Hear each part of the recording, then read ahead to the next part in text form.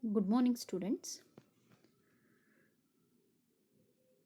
So, this is regarding the PowerPoint presentation on glycogenesis.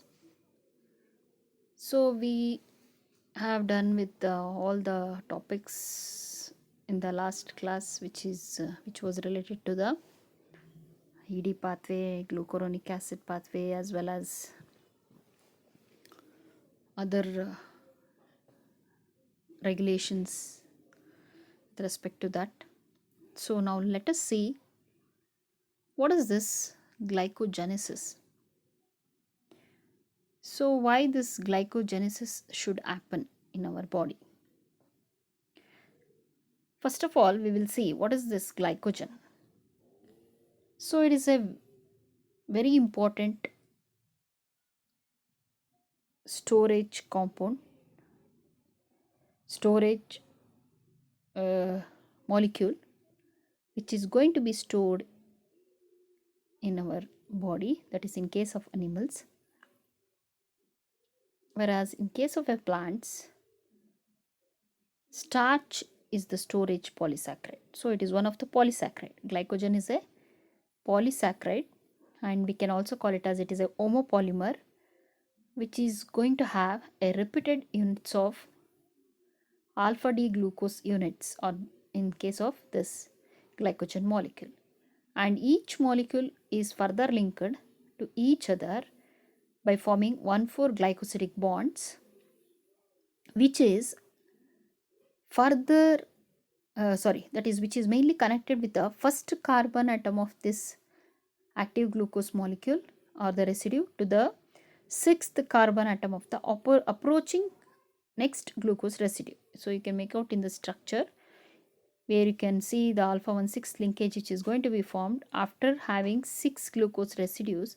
Further, it is undergoing a branch by alpha 1 6. So these linear glucose molecules are the units which is present in the glycogen molecule, so which will create a alpha 1 4 linkage, right? So this is acting as a very important storage polysaccharide in case of animals, as we all know.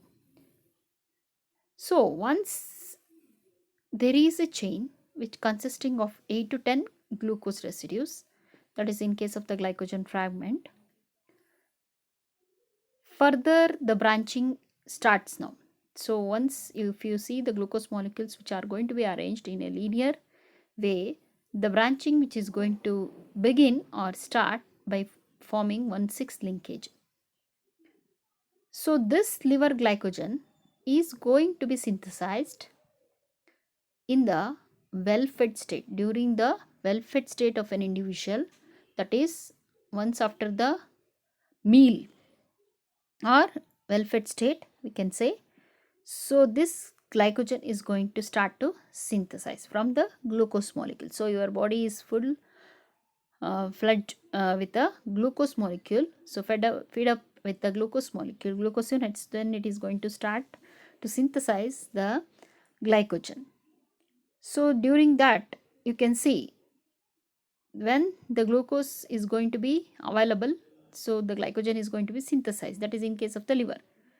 Whereas if you come across in case of muscle, this glycogen is going to be synthesized only when the muscle glucose gets depleted. That is going to happen when the body is in physical exercise or under strenuous exercise, the muscle glucose is getting depleted, right? That is going to be undergoing depletion. So then that is nothing but, so by that time you have to start synthesizing the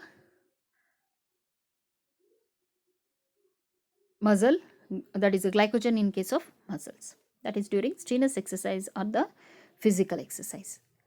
So you will have a question here. So what is this glycogenesis?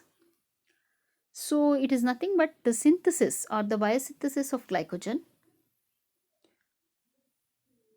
This particular, I just now I said why it should happen when the body is in, when the particular glycogen, it is stored. Storage form of this in case of animals is in the form of glycogen, right? So during well-fed state, it starts to synthesize the glycogen. So where this glycogen is going to be synthesized? What is the storage site for this glycogen? In case of liver as well as in case of muscles, what we have discussed just now, right? Whereas subcellular site will be the cytosolic site. Excess of this carbohydrates which are going to be stored, what we are going to consume in the daily basis, that is from morning to evening, night. So whatever the carbohydrates, excess carbohydrates what we are going to consume, that is going to be stored in the form of glycogen. So further it could be broken down to the glucose molecule when the cell is in demand for energy. That is, when it is needed, it is further going to break down into glucose molecule, that is referred as glycogenolysis, right? When the glycogen is getting broken down to give glucose molecule, that is referred as glycogenolysis. When you are going to synthesize the glucose, that is referred as glycogenesis. So this muscle glycogen, which is providing a readily available glucose molecule for the glycolysis pathway to continue or to happen within the muscle itself. So this, whereas in case of liver glycogen, it is going to function only when it is going to function. Liver glycogen mainly functions to store and export this glucose molecule in order to maintain the blood glucose level in our body between the meals. Only it is main role of this liver glycogen is to store and export that glucose which is formed in order to maintain the blood glucose level between the meals. Understanding? So what are the steps which are mainly required or mainly done to synthesize glycogen molecule? So these are the steps which are going to happen. First will be the glucose phosphorylation reaction. Second step will be the conversion of glucose 6-phosphate to glucose 1-phosphate, that is nothing but mutase reaction. UDP glucose synthesis of the carrier molecule, that is UDP which glucose should be synthesized with the help of the carrier molecule. That is nothing but synthesis. You are synthesizing a carrier molecule which is mainly required to promote this process, that is glycogenesis, and glycogen primer which is acting for the synthesis of glycogen, and elongation of this glycogen is going to happen, and lastly branching. Once after the glucose units, it is going to be that is a linear glycogen chain which is created. So now the branching starts. So then the branching enzyme is going to come, that is nothing but which is acted upon that particular chain to create a branch, that is acted upon by this enzyme, branching enzyme. So first we will see what is this reaction, glucose phosphorylation.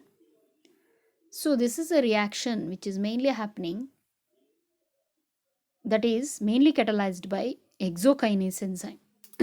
Sorry. That hexokinase is nothing but mainly involved in carrying out phosphorylation reaction. Kinase reaction means phosphorylation reaction in case of muscles, as you all know, and glucokinase enzyme which is going to take place, that is in case of liver, what we have discussed in the glycolysis starting classes. So you might have remembered these two enzymes very importantly plays a role in that glycolysis. So now see in this reaction also, first reaction will be phosphorylation.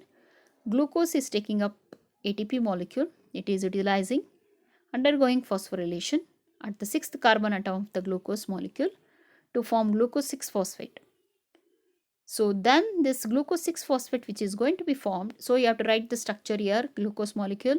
You all know, I think, that is an aldehyde. Aldose is CHO, CHOH, COHH, CHOH, CHOH, CH2OH. This is the structure of glucose. Whereas glucose 6-phosphate means only at the 6th carbon atom you will be having CH2OP, that is the phosphate group. Understanding?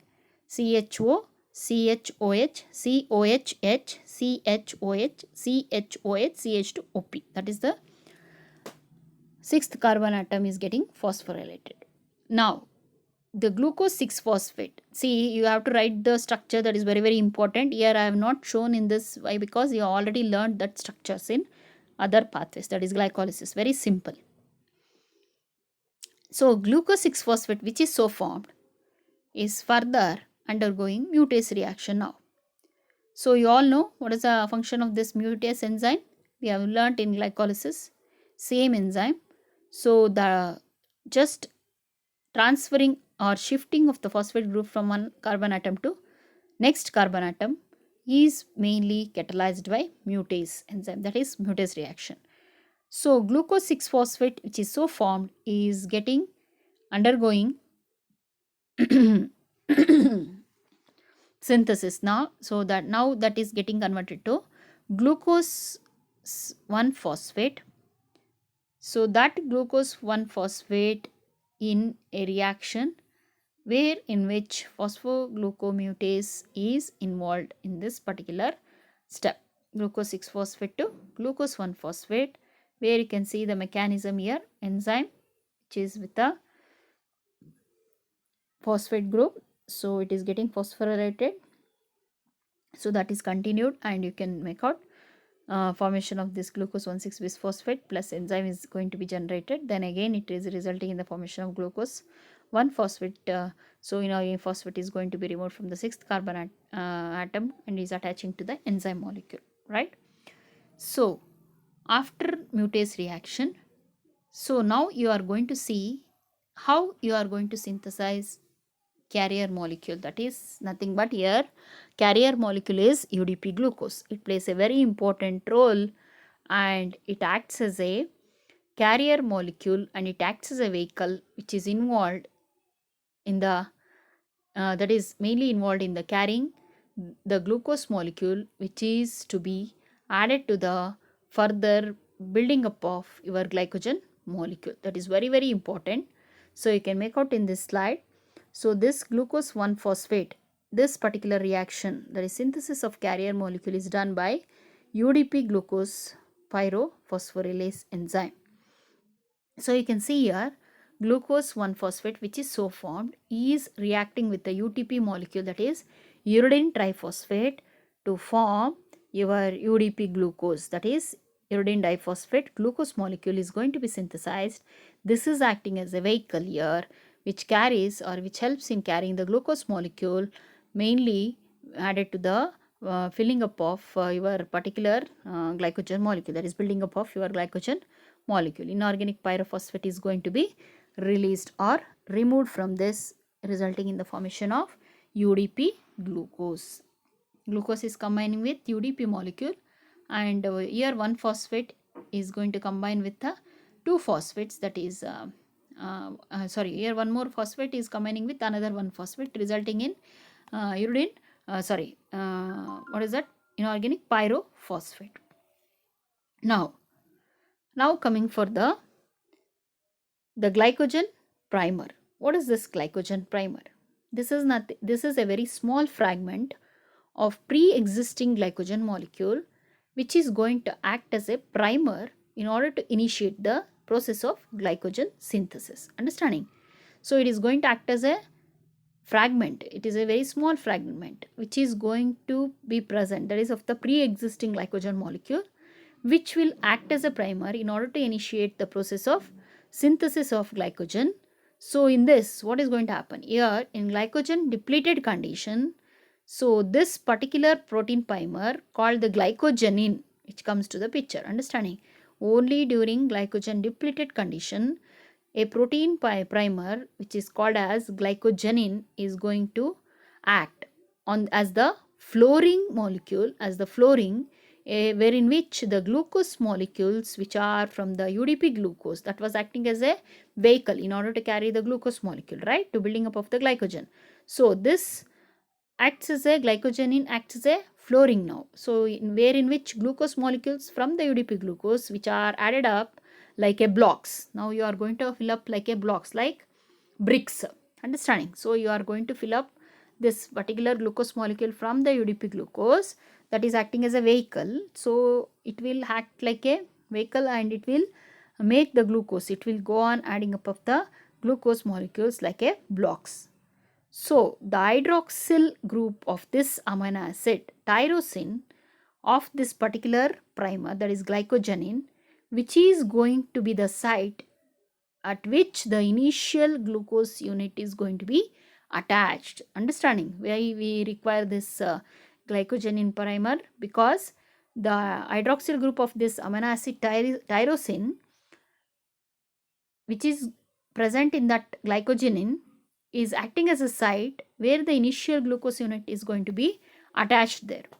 And this further the enzyme glycogen initiator synthase, which is going to transfer the first molecule of the glucose to the glycogenin from the UDP glucose. Understanding? So the enzyme mainly involved is synthase, glycogen synthase. It is going to act as an initiator molecule. So it mainly transfers, it is involved in the transferring of first molecule of the glucose from the UDP glucose to the glycogenin. So you can make out in this slide very nicely, you can understand, right?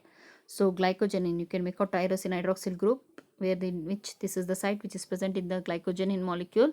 So UDPG, uridine diphosphate glucose, where in which it will add up the glucose molecule, single glucose molecule to this site which is present, and you can make out this tyrosyl, that is a ortho position where glucose molecule is attached. This is act as a glycogen primer now. UDP is going to be released, uridine diphosphate. So this glycogen primer, again in case of this you can make out in case of n residues, n number of residues are present in UDPG, that is glucose molecules, so which will carry a number of residues of glucose. So you can make up, start up adding up of like a blocks. You can make out here glycogen. So it is synthesizing by adding this particular glucose molecule from the UDP, where in which it is adding up like a block, right? We can make out the synthesis of glycogen and UDP is going to be generated. So then the glycogenin itself start to take up the few glucose residues. Understanding? You can make out here glycogenin itself taking up starts to taking up the few glucose molecules from the UDPG, then it is forming a fragment of primer which is going to serve as acceptor for the rest of the other glucose molecules from this UDPG. It is which is acting as a vehicle to carry the glucose molecule. So this during initial addition of this glucose residue, that is glycogenin, which was acting as an autocatalyst and forms the glycogen fragment, wherein which further glucose residues which are added up by alpha 1,4 linkages by the enzyme initiator enzyme, that is called as glycogen synthase. We have seen here, right? By adding the glycogen, that is glucose will keep on adding up, which was initiated by the initiator enzyme, that is glycogen synthase, starts to fill up the glucose residues, mainly creating the alpha 1,4 linkage. So coming for the next step, that is elongation of the ones after the creation of the that is alpha 1,4 linkage. It is goes on adding up that glucose residues by the glycogen synthase enzyme, which is going to initiate. So now you have to see the elongation of that glycogen chain, right? So that link is going to be formed between the first carbon atom of the standing glucose residue on the end point of the fragment and the fourth carbon atom of the glucose residues, which is being added to the fragment. You can see here in this slide being added to the fragment, resulting in 1,4 glycosidic bond. So the enzyme which is involved in catalyzing this step is also done by glycogen synthase. You can make out here how this glycogen residues, glucose residues, which are going to add up to that particular alpha 1,4 linkage to create a chain in order to form a particular glycogen fragment, right? So this mainly done by again that glycogen synthase. Now coming for the next step, that is branching in glycogen, which is going to happen. How the branching is going to start, you can make out in this slide also how the branching will be done here. You can see, so this glycogen which is going to be branched like a tree like structure you can make out here. The branching enzyme involves amylo alpha 1416 transglucosylase.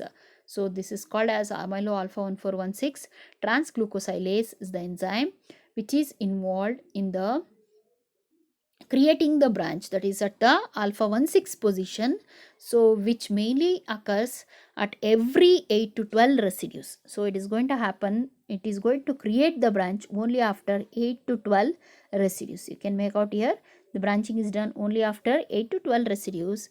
So that is done mainly by this enzyme amylo alpha 1416 transglucosylase.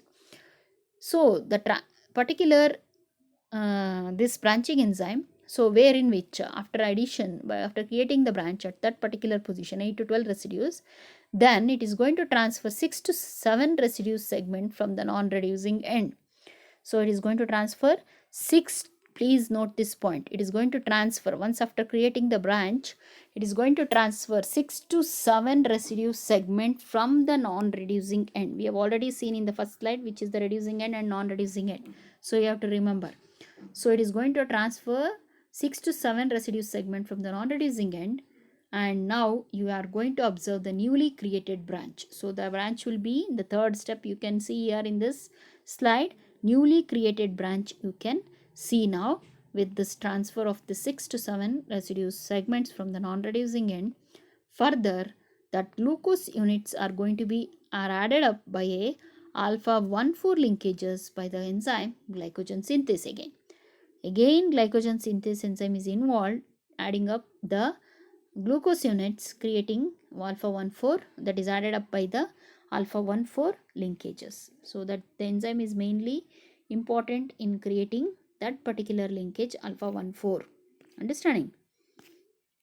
So now after this particular branching, which is going to result with the more number of the endpoints for the UDP glucose, in order to add further glucose residues. So it is ready to take up, accept further glucose residues now at the endpoints. So mainly these residues which are going to be added, further glucose residues which are going to be added at that particular endpoint, where the branching enzyme further results in extensively creating the branch large glycogen molecule.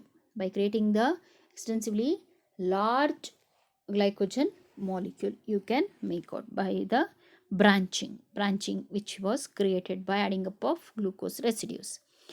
So the if the particular defect which is going to happen in this particular branching enzyme, it we are we are going to result in with Anderson's disease.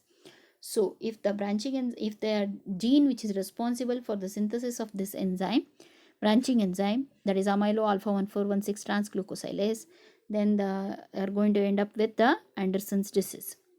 So the overall process of this glycogen synthesis, where in which two ATPs are going to be used up. So one for the first exokinase reaction what we have observed, that is phosphorylation from glucose to glucose 6-phosphate. Another for the conversion of UDP to UTP, right? So these two ATPs are going to be utilized in this process. So this glycogen synthesis is going to be monitored strictly in order to regulate the blood glucose level, of course. So the blood glucose level should be monitored very strictly in order to maintain the blood glucose level to the normal. So wherein which this glucose level it is going to be activated only in the well-fed state, and this is going to be suppressed in the fasting condition. So it is going to be only suppressed in the fasting condition. There will be no availability of the glucose molecule in the fasting condition to create a glycogen molecule or to synthesize a glycogen molecule. So only during well-fed state condition you can make out more amount of glucose molecules sorry, to synthesize this particular glycogen. So you can see in this slide very clearly, you can observe in this last slide, see this glucose 1-phosphate, right? So you can see UDP glucose 5-phosphorylase inorganic 5-phosphate removal. So you can see from here to this UDP glucose which is catalyzed by this glycogen synthase enzyme. You can see UDP, where in which it is going to transfer the glucose molecules. UDP glucose nucleoside diphosphate kinase is going to act on this to form UTP, right? So this particular reaction you can make out at the non-reducing end, where in which how the glucose residues are going to be attached from that particular, creating 1,4 linkages, so are added up to the for the glucose residues from the non-reducing end. There is transfer of the 6 to 7 residues. So this completes your glycogenesis. If you have any doubt, please, you are welcome. Thank you. Next class I will move on to the next topic, glycogenolysis. Please go through the reactions. It is very, very important. Most of the times they have asked in the exam for 6 marks question or 5 marks question, glycogenesis and glycogenolysis also. In the next class we will discuss. Thank you.